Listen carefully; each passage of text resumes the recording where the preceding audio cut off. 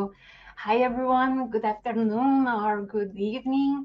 My name is Caroline Silveira Bauer. I'm professor at Rio Grande do Sul University here in Brazil, and I'm integrated laboratory of studies of the political uses of the past, called LUPA. Lucas, would you like to introduce yourself? Hello, everyone. Thank you, Carol. I'm Lucas. I am also a part of the Laboratório de Estudos sobre Estudos Políticos do Passado, LUPA. And, well, I've been a Wikimedian since 2018, and now I am, this is my first time as someone who's trying to talk about Wikidata, mostly on Wikipedia, so it's a very good challenge. And thank you, everyone. I hope this is a good presentation, hope you like it, and that we'll have a good debate. Well, thank you, Luca. Our presentation are translated in Spanish and Portuguese for all the Spanish speakers and Portuguese speakers too.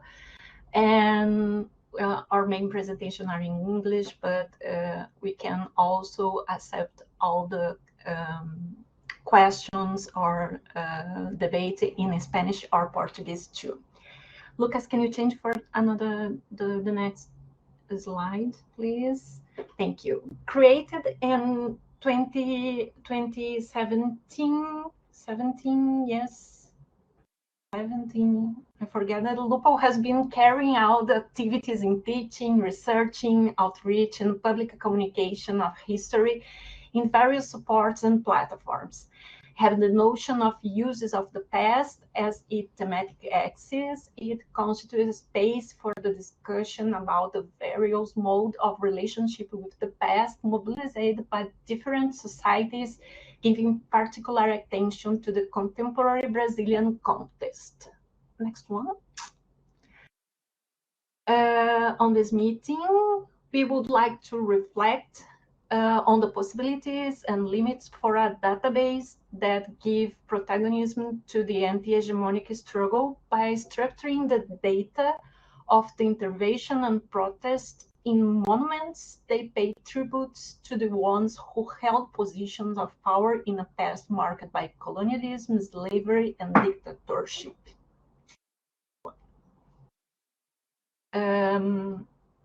So the expression uses of the past implies the consideration of the meanings built by the past experience that which are sedimented in historiographical narratives, personal and collective memories, cultural heritage, commemorations, traditions, patrimonies, testimonies, among others. In a related way, dealing with the uses of history involves paying attention to the projection of meanings, contents, notions, and concepts regarding historical knowledge in the public space. We would like to present you some issues of our discussions, but first of all, we need to contextualize it. Next one, Lucas. These issues are a result of our experience in a collective project by LUPA and Digital Humanities Centers of Campinas University. In this project called Heritage and Dispute, a group of professors, PhD candidates, MD, and graduate students are work on a database of iconoclastic interventions on monuments in public space around the world. On heritage in dispute, we are collecting information about where, when, and how people are acting against narratives of the past materializing in plaques, statues, street names, etc. This project was started a few months ago, and in our meetings, we have discussed a lot about that data structuring, trying to incorporate some reflections about historical redress and how can we structure data for those use and disputes of the past, conferring recognition and visibility as acts of historical redress to these iconoclast protesters. Next one, Lucas. As Francois Chui said, the term monument applies to any artifact built by a community of individuals to remember or to remind other generations of certain events, sacrifices, rites, or beliefs. The monument is both for those who build and for those who receive it message, a defense against the shocks of existence, a safety device. The monument ensures, give confidence, tranquilize it, and exorcising the being of time. Next one. So we think these protesters have, as a Catalan historian Ricard Viñas said, a new grammar to write their own narratives about the past. So we could reflect if they or we have a new code, a new data, or a new tool to register those history and memory. For example, let's talk about Brazilian history and the authoritarianism, colonialism, and slavery legacy. The monuments that celebrate colonial and dictatorial are being questioned because they materialize some values considered contrary to our democratic or human rights values. And next one. And here you can see the pictures about Brazilian iconoclastic actions that we found on commons. Well, it's a joke. We can't find any picture there, but this is very important to reinforce our argument that we must give recognition and visibility to these actions.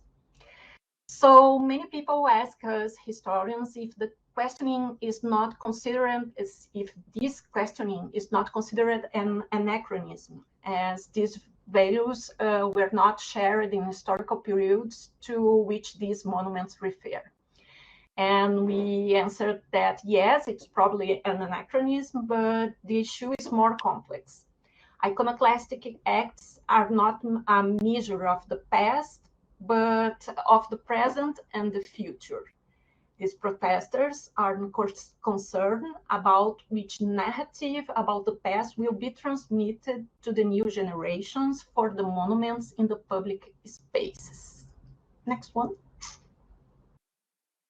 So I would like to debate with you if you can use digital humanities tools, or yet can we use databases to promote historical redress?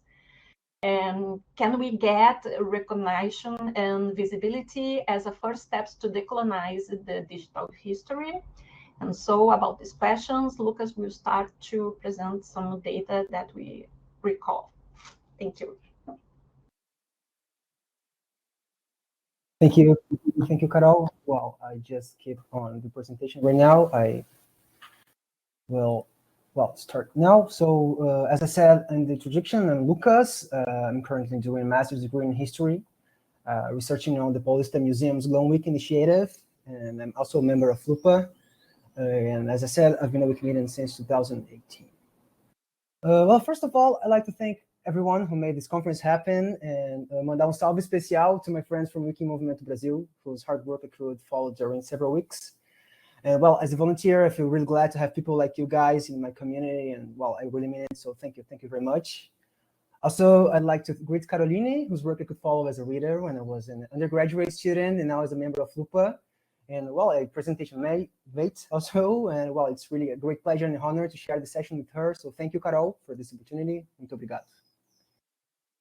Well, according to the historian called Hayden White, the contemporary historian needs to establish the value of the study of the past, not as an end in itself, but as a means of providing perspectives on the present that contribute to the solution of the problems of the time.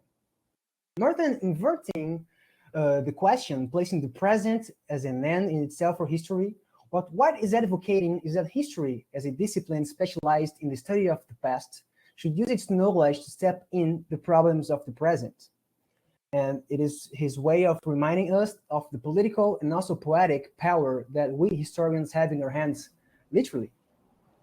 The problem of the present about which I speak today is coloniality and the everlasting need we have to destroy colonialism, whether in its subjective manifestation, as in the mentality of the colonized subjects, or in its objective manifestation from, for example, the tributes to a slavery, authoritarian, and colonizing past in the colonized public sphere.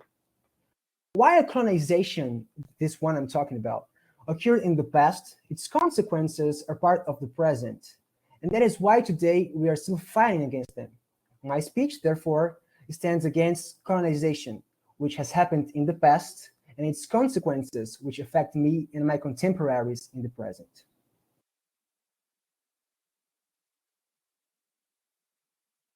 The struggle against colonization and its subjective and objective consequences may be called decolonization.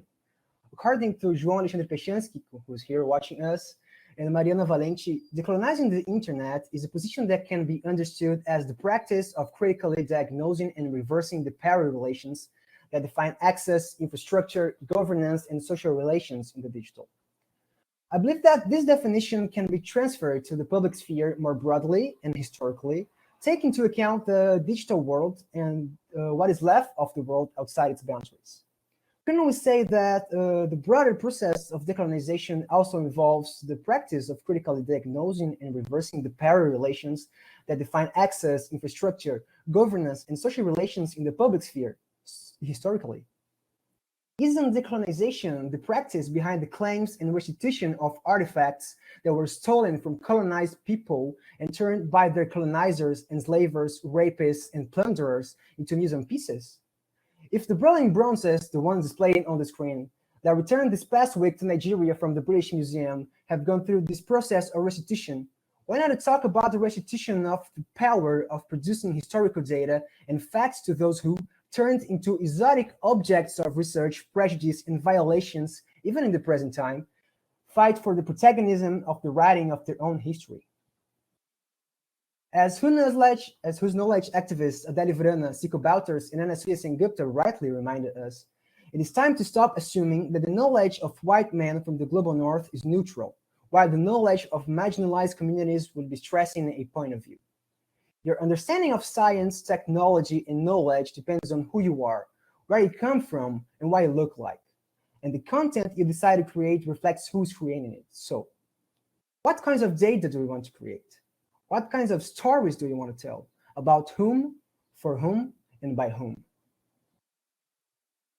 The story we tell results from the choices we make, often concerning the past, but always in the present. On this, also Hayden White states that facts, rather than discovered, are elaborated by the kinds of questions the researcher asks about the phenomena before them.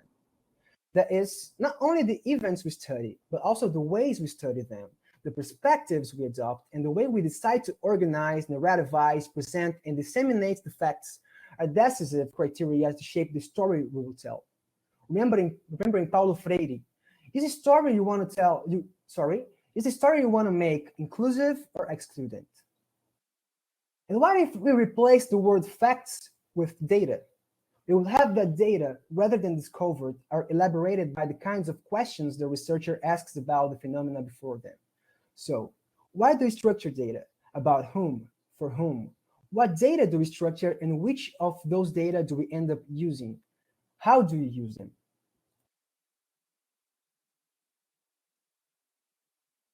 Now I'd like to do an exercise to think about how data by itself does not make history.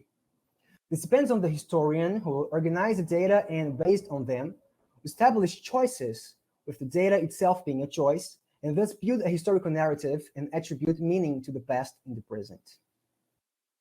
So since we're talking about marginalized subjects who suffer from the most from the consequences of colonization and colonialism, I bring the example of Marielle Franco, Presente. Marielle's entry on Wikidata has the following information. Well, there's more information than this, but for the purpose of this analysis I have made some selection. So the description says she is a Brazilian politician and human rights activist. Date of birth, July 27th, 1979. Date of death, March 14th, 2018. Manner of death, homicide. Cause of death, ballistic trauma, quantity 4, applies to part, neck, and head.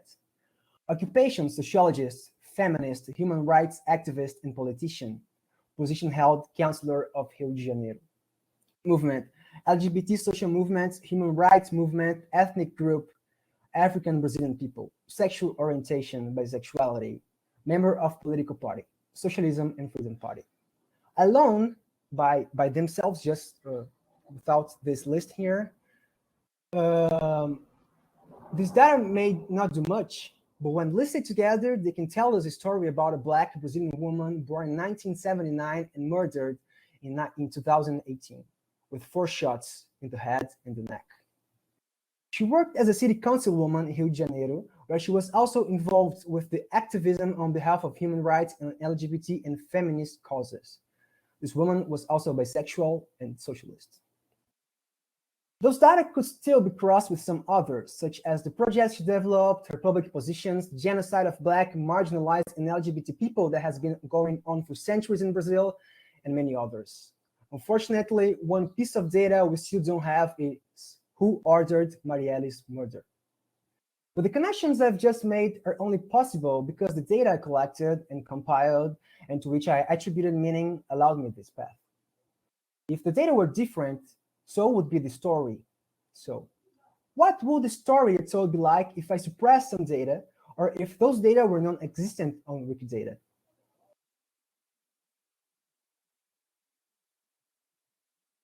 We could have, for example, that she is a Brazilian politician and human rights activist born in July 27th, 1979, who works as a sociologist, who's a feminist and a human rights activist and a politician, councilwoman of Rio de Janeiro.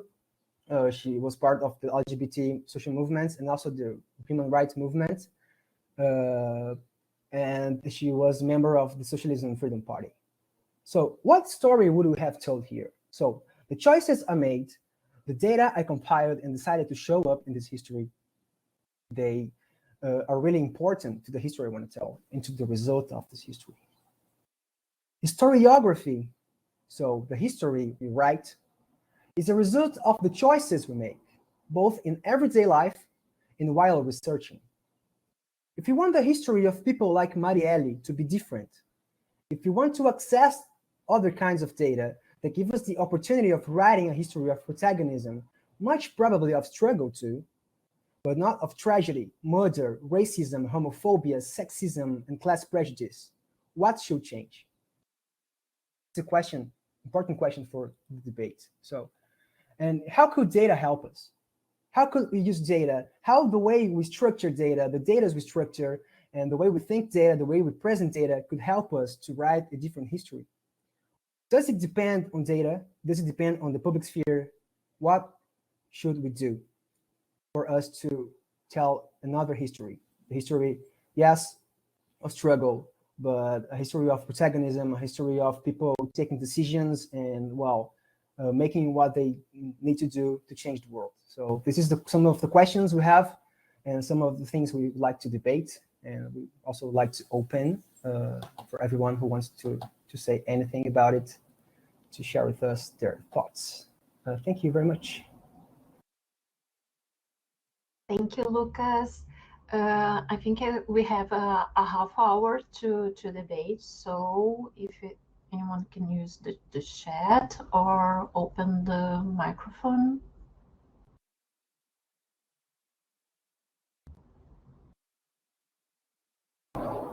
I don't know if there's questions or comments on the Etherpad. I lost the link here. But well, we'd like you guys to say what you think, to share your thoughts with us. Let me see if there's something on the Etherpad. Lucas, maybe we can talk a little bit about this research we're trying to make tomorrow morning to find some iconoclastic acts in Brazil about Borba Gato statue or dictatorship status, and we cannot find any image in Wikimedia Commons. And so it was a surprise to us, and it's little bit, it's very surprising because this is an issue that we will talking a lot in Historian Congress and about political public policies too, and we don't have these images that, and so it's very surprised for me.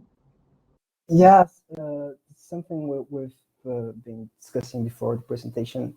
We were trying to find something to put the Brazilian context here, and I've been seeing this before also, and I think this is really important for us to think that if we want to build a database where we are giving protagonism to these kinds of interventions, to those protests, images are very important. And I don't know if there's something about we don't have this culture of taking pictures and putting them on a free license, or I don't know if just what kind of context makes it happen. But well, there are lots of images of the Black Lives Matter monuments and also Edward Colson monuments. But well, Borba Gato, for example, wasn't there.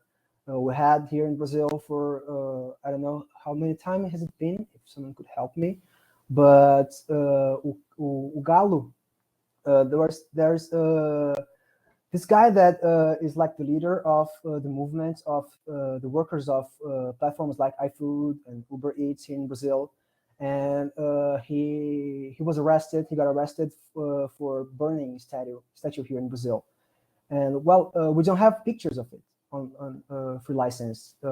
Those images, they are usually on the mass media, and or like they're taken by these big companies of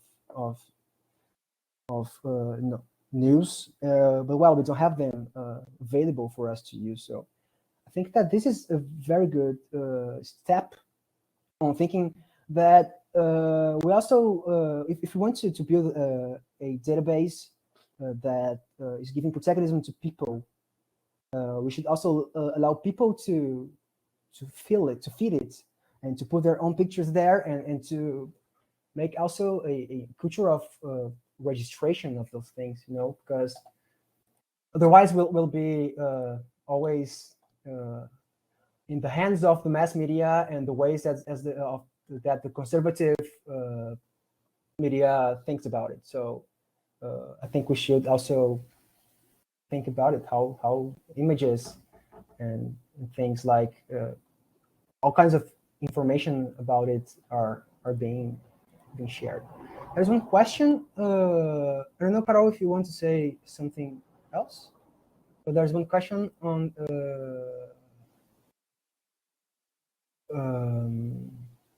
the Etherpad.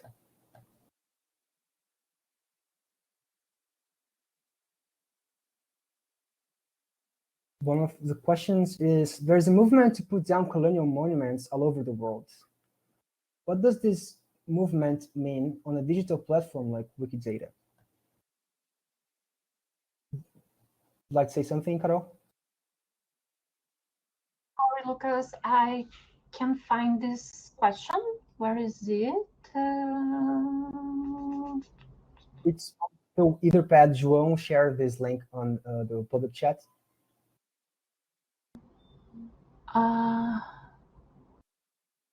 Here. Here. There's. Thank you. There is a movement to put down colonial monuments. What does movement mean to digital platform?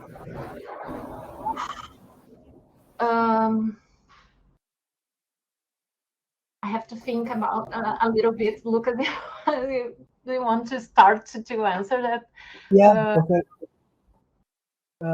Well, I think that what does this movement mean on a digital platform like Wikidata? Well, I think that there's lots of things we could think about it, but the first thing that comes to my mind when I think of it is that if we look to some Brazilian monuments, like Borba Gato, for example, this movement is not there. So this movement did protest, and this movement like settle that statue on fire, and the intervention is not on Wikidata. So one thing I like to think about is why isn't it on Wikidata? So does it really affect Wikidata while we don't have it in there. So maybe it could help us to rethink what Wikidata is like. Well, I know that there's the possibility of structuring the data of these interventions, because Edward Colson's entry in Wikidata has the interventions there. But I think that, well, I'm really newbie in Wikidata, so I think that this is maybe the movement, the meaning of this kind of movement is that we could think that what happens in the public sphere, what happens in the world we live in, will definitely affect the platforms we use to register what is happening. So I think that it really could change if we have, if this movement, for example, decided to structure data of their interventions on Wikidata, maybe Wikidata would be different.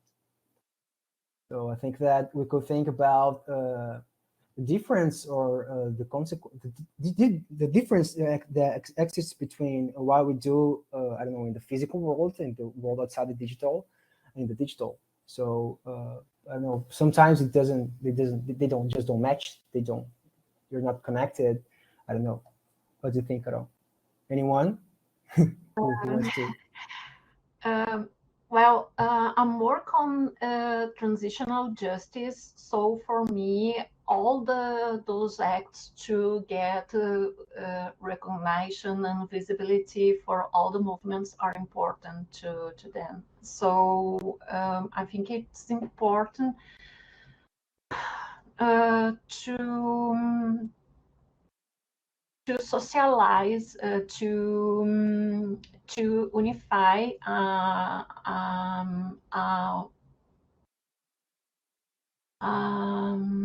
international struggle about that, and to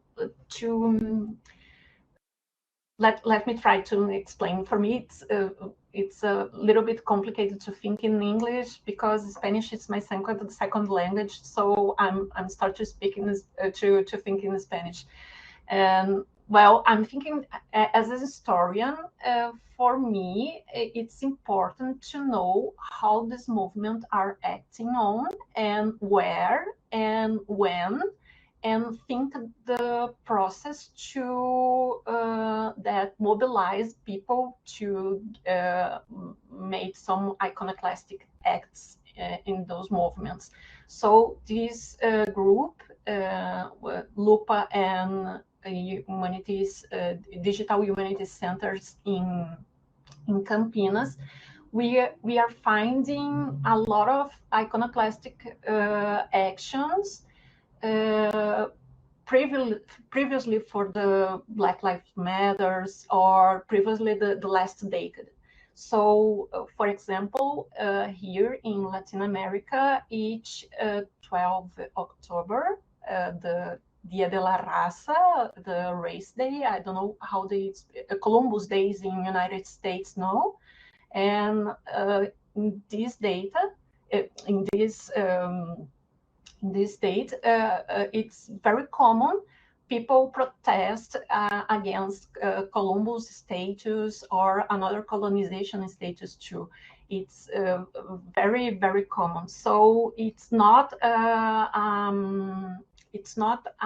there is a originality in these movements in contemporary, but it's not I think it's original. So I think it, like as a historian, for me, it's very important to see it along the time, and to see how they changes, how they change the meanings, the protest, the people who protest about them. So.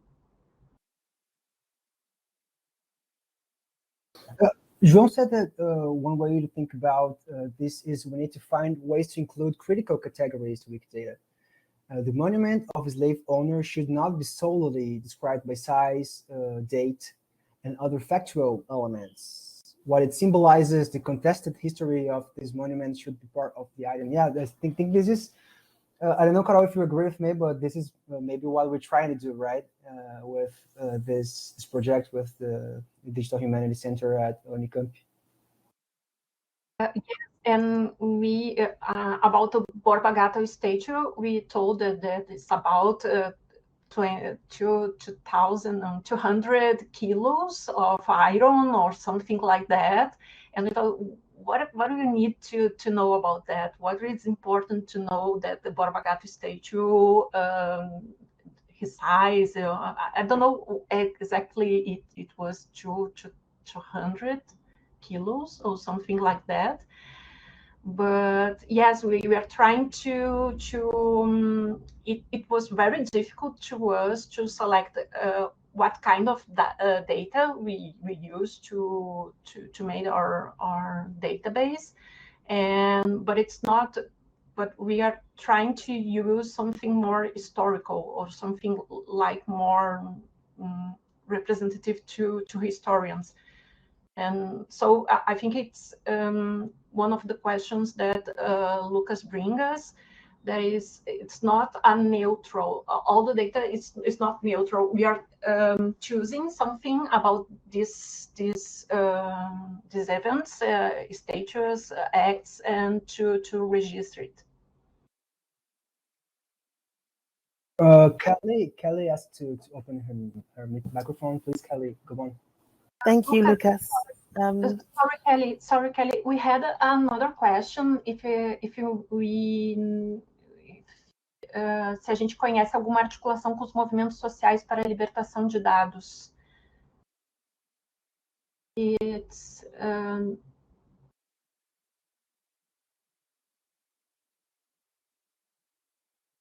Lucas, your microphone.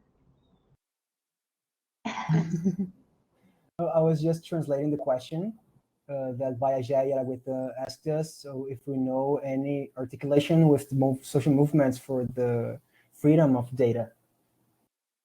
In Unicamp, Digital Humanities Center works on free science, free open data science, and we are start to move that on Lupa, because we work with a lot of data produced by Twitter to another social medias, and we think it's very important to work on this with open data and with open science methods too.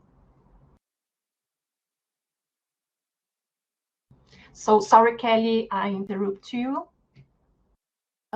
Thanks. So I just wanted to mention a couple of things. One, the campaign Wiki Loves Monuments, which I'm sure many of you are familiar with, which is a campaign run on Wikimedia Commons, and it's a photography competition, essentially. I was surprised to learn that they generate their lists of targets, so to speak, that they want to photograph from mostly government records around heritage that is to be valued. So very mainstream state-led ideas around what heritage is, what a monument is. And this year they have decided to engage a consultant or a member of staff to help them think critically about how that project might change to reflect a more narratives and action around contested histories. So I think it might be interesting for you all, or us all, to reach out to the Wiki Loves Monuments team and to see how Wikidata can be incorporated into that initiative to be more reflective of contested histories and of activism that confronts those contested histories. I think that would be really interesting to do. The second thing that I wanted to mention is, I guess, a methodology on Wikidata that I've seen applied in a very ad hoc way. And that is quite simply a list of, well, the ones that I've seen are lists of digital humanities projects that then get added as, I think, a catalogue. I think that's what the term is on Wikidata, I can't remember, but then get added as a catalogue entry on Wikidata. So for example, a authoritative, in inverted commas, body identifies that these are interesting Black digital humanities projects, that gets added to a property that I can't remember the name of on Wikidata, and therefore is able to generate or begin to generate a body of data about that particular aspect, theme, field that was absent from Wikidata. I think it's unlikely that, I'm laughing because I know it's unlikely. It's unlikely that anytime soon a major institution, university, museum is likely to take forward that idea of creating that list, that catalogue. And as always with these things, it makes me think, what is the opportunity, whether it be for volunteers or whether it be for people who are more associated with institutions but who are able to work in more subversive ways, to be able to put together what that list might look like, to build these frameworks for modeling contested histories on Wikidata.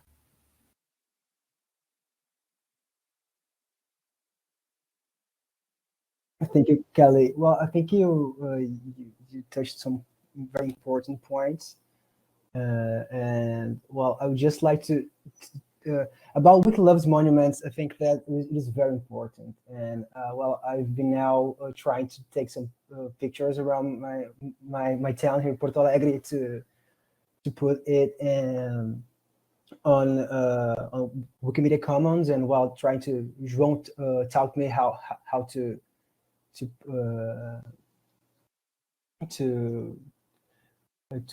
make the bot work to fill the list of monuments. And I was thinking that how important it will be to open initiatives for us to, and I think it dialogues a lot with the question that João just shared here in the Etherpad, by the Etherpad, that the initiatives and well, what we consider monuments and what we consider important to share as I don't know.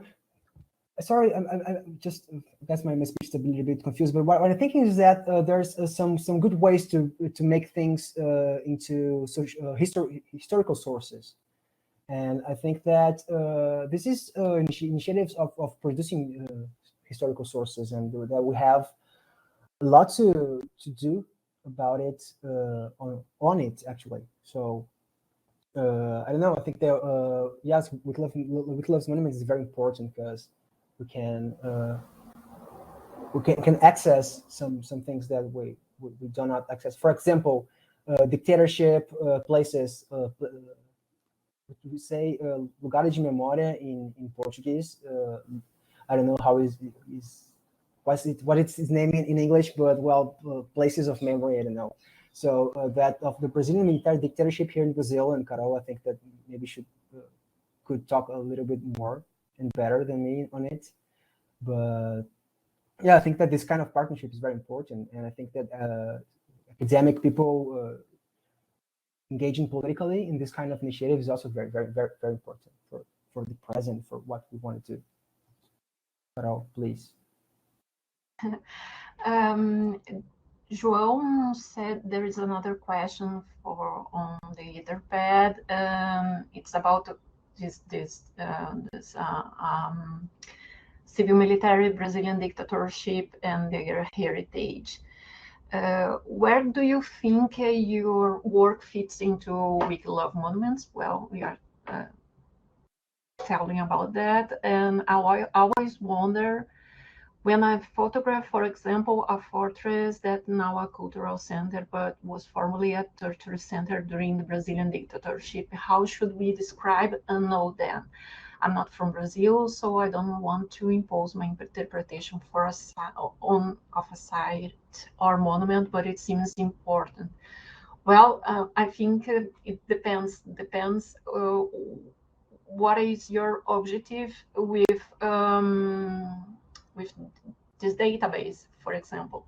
For us, is our project, for example, it's important to see all these iconoclastic acts during the 20s. So to answer this question that we made for these protesters, we structured some data, but I don't know if, for example, what do you want, what Wikimelove's monuments want from this data? It's just to reflect the reality, something like we are talking about the previous sessions, if the wikis are just register the world or imagining the world or changing the world with his data. So what do you want from this data? I don't know. And I think we have a shared values about these places. It's a common places by human rights violations. So I think there is a little bit of common experience that we can use to register that. But no sé. I don't know how to answer better this question. Maybe someone could help us and to bring us their experience. There is another experience register here in the chat.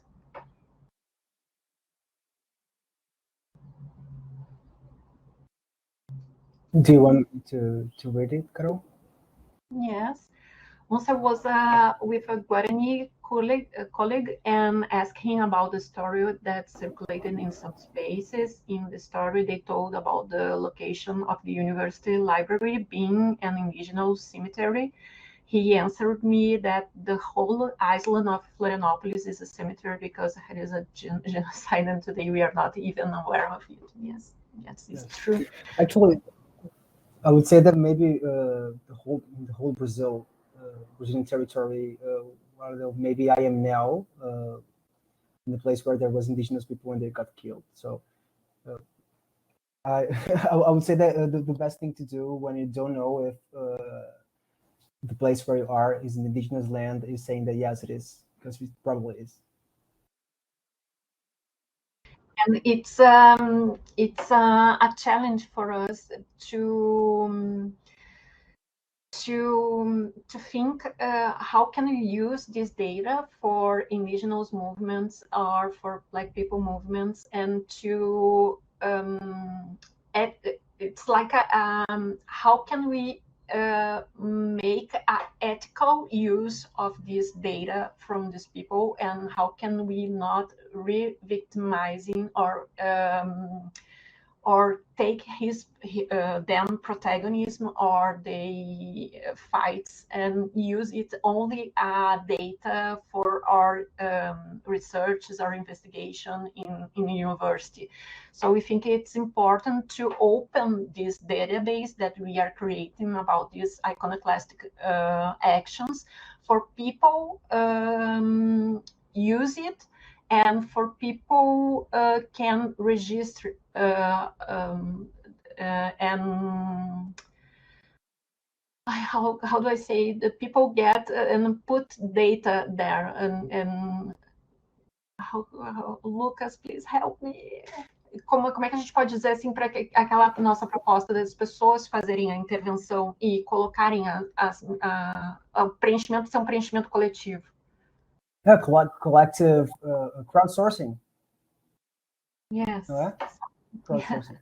Sorry, I'm in tech support in another room, and I'm just telling Amanda that I am still in the presentation. So this is why I was using my cell phone. Sorry, but yeah, it's crowdsourcing, right?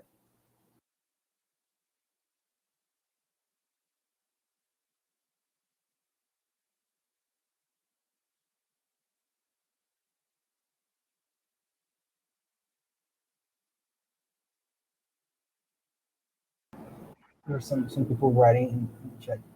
Yeah, thank you, João.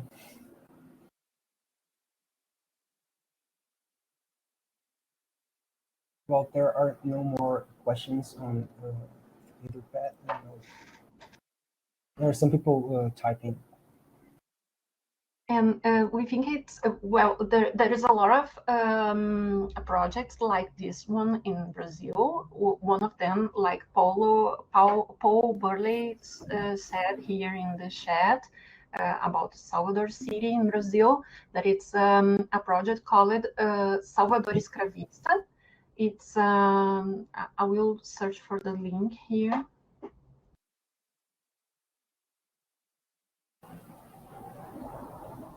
And we Yeah, have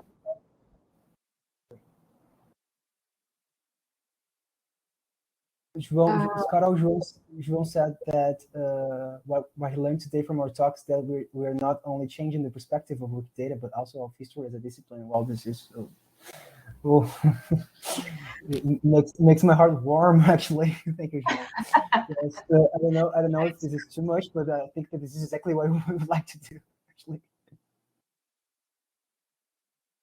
And now I'm trying to search another project, Salvador Escravista. It's Salvador is like a slavery city, and it's a project that from a group of Brazilian universities, and there is another one from civil military Brazilian dictatorship.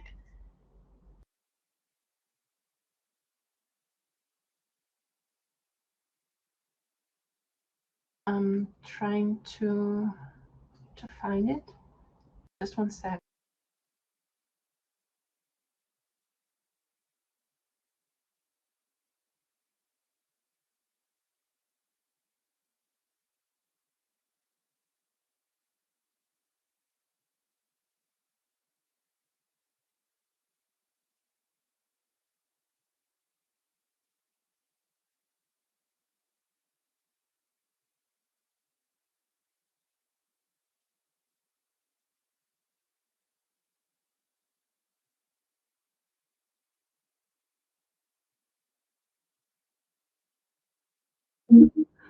Lucas, did you remember this one from, they use the Google Street Map images to create it with a lot of dictatorial presidents, and they took I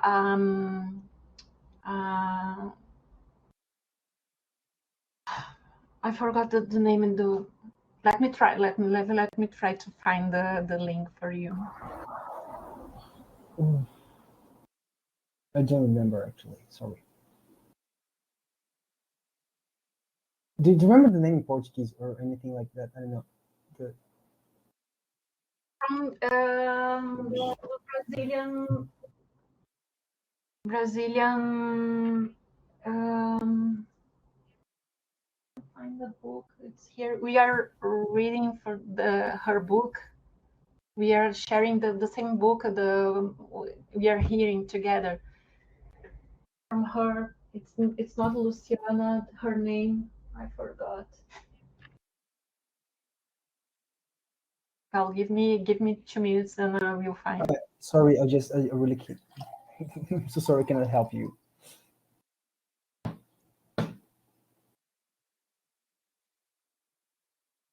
As I found, it's Ditamapa. Ditamapa.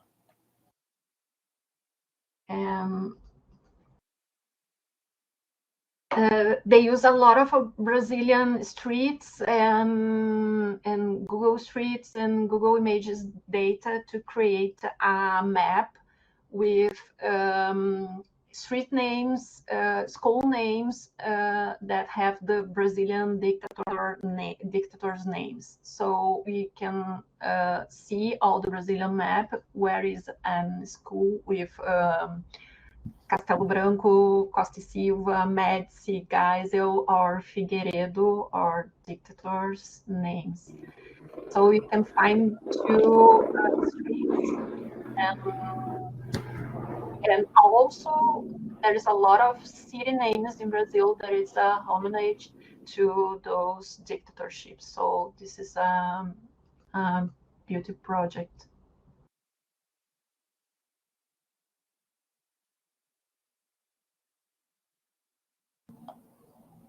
Thank you, Carol.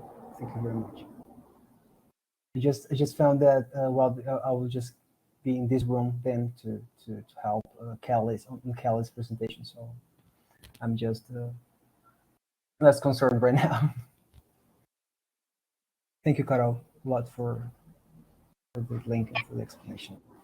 And the last one here in another site is a project from Lucas' colleague in the master degree. It's from Anitta Natividade Carneiro. It's